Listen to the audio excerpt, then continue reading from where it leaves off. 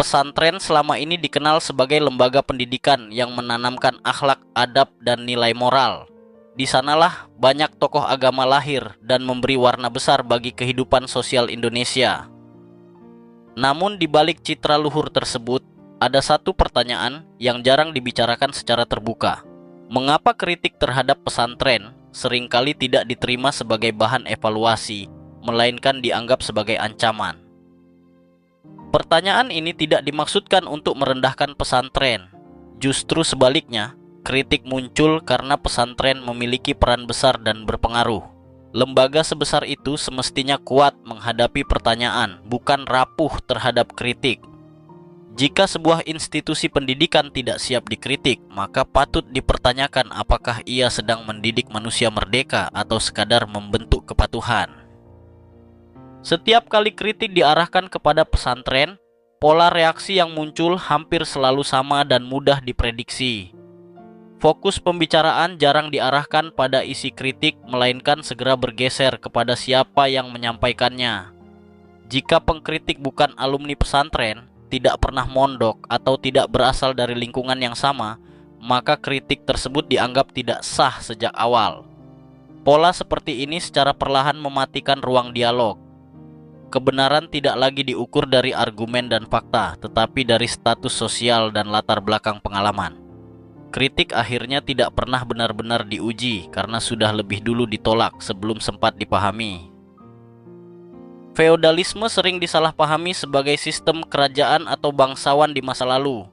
Padahal dalam ilmu sosial, feodalisme merujuk pada relasi kuasa yang menempatkan otoritas di posisi tertinggi dan sulit disentuh oleh koreksi. Dalam sistem ini, suara dari bawah dianggap tidak penting, bahkan berbahaya. Ketika kritik dipersepsikan sebagai pembangkangan dan pertanyaan dianggap ancaman, maka feodalisme tidak lagi soal gelar atau darah keturunan, melainkan soal cara kekuasaan dijaga. Di titik inilah feodalisme bisa hidup di lembaga apapun, termasuk lembaga pendidikan. Pesantren memang dibangun di atas struktur hierarki yang jelas. Kiai berada di posisi tertinggi, ustadz menjalankan peran pengajar, dan santri berada pada posisi belajar dan patuh. Struktur ini pada dasarnya tidak salah dan memiliki fungsi pedagogis yang penting. Masalah muncul ketika hierarki tidak lagi berfungsi sebagai alat pendidikan, melainkan berubah menjadi mekanisme kekuasaan. Ketika posisi menentukan siapa yang boleh berbicara dan siapa yang harus diam, maka hierarki tersebut kehilangan nilai mendidiknya. Takzim adalah ajaran penting dalam tradisi Islam. Menghormati guru merupakan bagian dari adab menuntut ilmu dan pembentukan karakter. Namun takzim tidak dimaksudkan untuk menghilangkan akal kritis atau membungkam suara santri. Ketika penghormatan berubah menjadi ketakutan dan adab berubah menjadi larangan bertanya, maka takzim telah bergeser dari nilai pendidikan menjadi alat kontrol sosial. Disinilah masalah mulai muncul dan jarang diakui. Dalam budaya yang feodal, kritik hampir selalu dibaca sebagai sikap kurang ajar. Pertanyaan dianggap bentuk perlawanan, dan perbedaan pendapat dicurigai sebagai niat buruk. Akibatnya, kritik tidak pernah benar-benar dipertimbangkan. Labelisasi ini menciptakan suasana belajar yang tidak sehat. Santri belajar untuk diam, bukan untuk memahami. Diskusi digantikan dengan kepatuhan, dan ilmu kehilangan ruang untuk berkembang secara alami. Salah satu bentuk pembungkaman yang paling sering digunakan adalah kalimat sederhana, "Kamu tidak pernah mondok." Kalimat ini seolah menjadi palu godam yang mengakhiri semua diskusi tanpa perlu menjawab isinya. Logika ini berbahaya karena menganggap pengalaman sebagai satu-satunya sumber kebenaran. Padahal, banyak masalah justru terlihat jelas oleh mereka yang berada di luar sistem dan mampu melihatnya dengan jarak kritis. Feodalisme jarang hadir dalam bentuk kekerasan fisik. Ia lebih sering muncul sebagai kekerasan simbolik, tekanan psikologis, rasa takut, dan ancaman sosial. Santri mungkin patuh bukan karena setuju, tetapi karena takut dicap durhaka. Kekerasan semacam ini sulit dibuktikan, tetapi dampaknya nyata. Ia membentuk mentalitas tunduk dan mematikan keberanian untuk bersuara. Budaya feodal di pesantren tidak berhenti di dalam tembok pesantren. Santri yang terbiasa hidup tanpa ruang kritik berpotensi membawa pola yang sama ke masyarakat luas. Mereka bisa menjadi tokoh yang anti dialog dan alergi terhadap perbedaan. Dampak ini menjadikan persoalan feodalisme pesantren bukan sekadar isu internal, tetapi masalah sosial yang lebih luas dan serius. Salah satu strategi paling efektif untuk membungkam kritik adalah menyamakannya dengan serangan terhadap agama. Kritik terhadap pesantren dianggap sama dengan merendahkan Islam itu sendiri. Padahal, institusi pendidikan adalah produk manusia, bukan wahyu.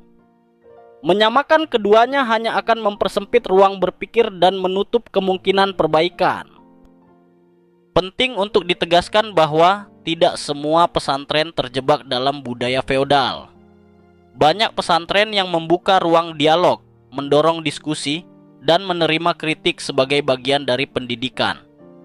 Pesantren-pesantren ini membuktikan bahwa menghormati guru dan berpikir kritis bukanlah dua hal yang saling bertentangan. Kritik sering disalahartikan sebagai kebencian, padahal kritik yang jujur lahir dari kepedulian dan harapan akan perubahan. Lembaga yang menutup diri dari kritik justru menunjukkan ketakutan terhadap refleksi diri. Pesantren yang kuat seharusnya mampu menyaring kritik, bukan memusnahkannya. Pertanyaannya sekarang bukan apakah pesantren layak dihormati, tetapi ke arah mana pesantren ingin melangkah.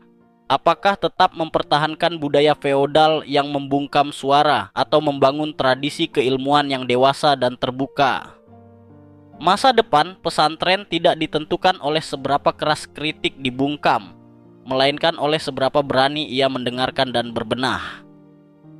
Jika menengok sejarah keilmuan Islam, kritik dan perbedaan pendapat justru menjadi nadi utama perkembangan ilmu.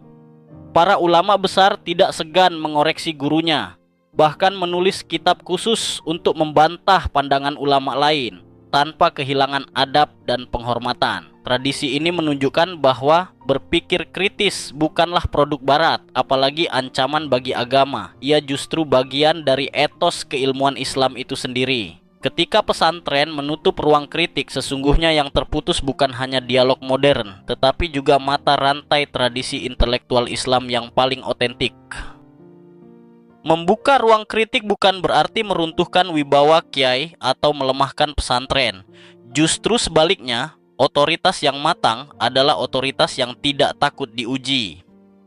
Kiai yang bersedia mendengar kritik menunjukkan kepercayaan diri intelektual, bukan kelemahan. Pesantren tidak membutuhkan santri yang hanya patuh, tetapi santri yang matang secara moral dan intelektual. Ketaatan tanpa kesadaran hanya melahirkan kepatuhan semu, sementara dialog yang sehat melahirkan penghormatan yang tulus dan bertahan lama. Terima kasih sudah menonton video ini. Jangan lupa like, komen, dan subscribe kalau kamu merasa video ini bermanfaat. Sampai jumpa di video berikutnya.